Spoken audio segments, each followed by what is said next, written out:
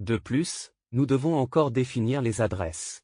Les adresses signifient l'adresse, car lorsque nous faisons la connexion parallèle, notre BMS. Doit-on vérifier l'adresse? Faut-il séparer deux batteries? Donc, chaque batterie doit avoir une adresse différente. Mais comment définir une adresse différente? Vous pouvez voir, consultez notre manuel, notre guide utilisateur. À la page numéro 16, désolé, le meilleur 13. À la page numéro 30. Pour la première adresse, on voit qu'elle est activée ou désactivée. La deuxième, c'est désactivé, activé, désactivé, désactivé. Cela signifie, si vous voulez régler le premier, le bas du premier sur le second, le bas du second sur l'autre, tout désactiver. Oui, ici, vous pouvez voir l'ADS. Vous pouvez voir ici, s'il vous plaît, est-ce que, ici, vous voyez que le premier est activé. D'accord, d'accord. Les autres sont désactivés. Et pour un instant. Le sacrement est en cours. Et les autres sont éteints. C'est si facile. Connexion, d'accord, donc maintenant. Nous vérifions encore. Tout est fait, tout est fait, tout est terminé. Puis nous pouvons allumer la batterie. Nous allumons la première batterie.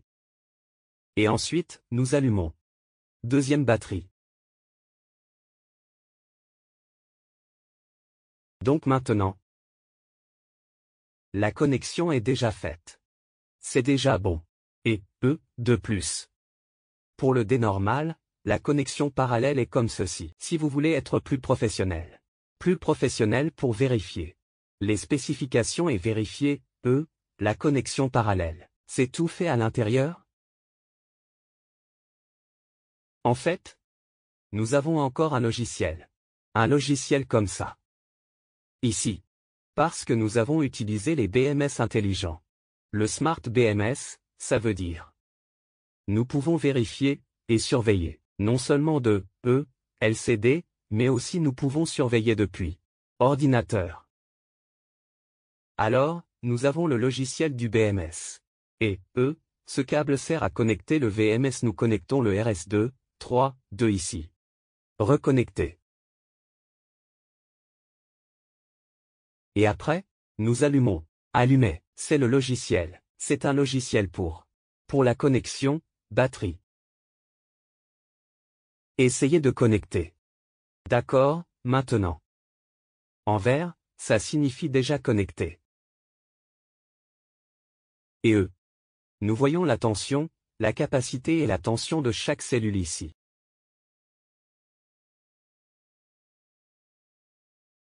Et ensuite, nous pouvons vérifier comment faire. Celui-ci. Salaire. Connexion.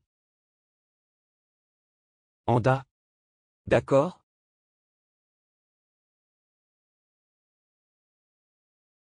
Je vais te montrer plus.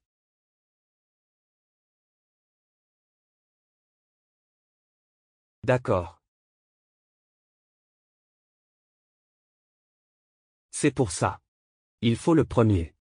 La première batterie, la deuxième, la première seconde, la troisième.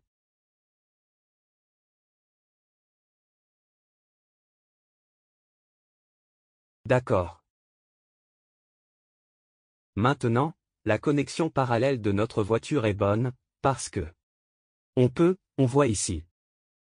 Ici, il y en a 15. Cela signifie le maximum. Notre connexion peut être 15 pour une connexion parallèle. Le premier. Batterie, la tension est 52,8025. Et ensuite le deuxième, nous changeons celui-ci. Le deuxième. Le deuxième est un 15,2815. Donc cela signifie, nous sommes déjà connectés. Deux batteries lithium en parallèle. Donc si nous. D'accord, si nous cliquons sur le troisième. Si nous tapons le troisième. Il n'y a rien car, nous avons seulement deux pièces en parallèle. Batterie au lithium. Nous n'en avons que deux. Données pour la batterie mixte. C'est, nos besoins. Connexion parallèle en bas. En fait, c'est un contrôle très professionnel. Normalement, quand nous utilisons, la batterie au lithium. Faites la connexion parallèle. Nous n'avons pas besoin de vérifier, car normalement toutes nos batteries sont testées avant l'expédition. Donc, quand nous faisons la connexion, vous serez en sécurité. Mais si nous voulons vérifier, assurez-vous que la connexion parallèle est faite. Nous pouvons le vérifier par l'ordinateur. D'accord, voici.